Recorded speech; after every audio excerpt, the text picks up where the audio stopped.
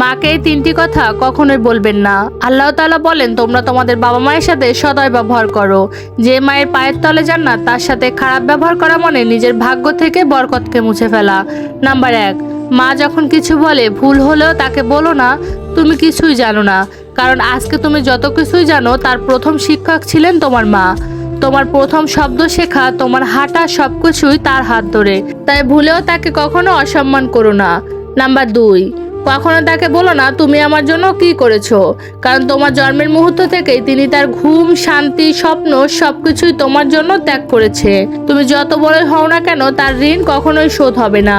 Number 3, রাগ করে কখনো মাকে বলো না তুমি আমাকে বোঝো না, কারণ তিনি তোমাকে তোমার জন্মের আগে থেকেই অনুভব করছে।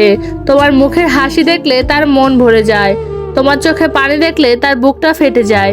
তিনি না বুঝলে তাকে বুঝিয়ে বলো, মা শুধু একটি শব্দ নয়, এটা তোমার জন্য নিয়ামত, জান্নাতের একটি দরজা। আমি মনে করি যার মা বেঁচে আছে সে ধনী, আর যার মা নাই সে হলো পৃথিবীর সবথেকে অনাথ।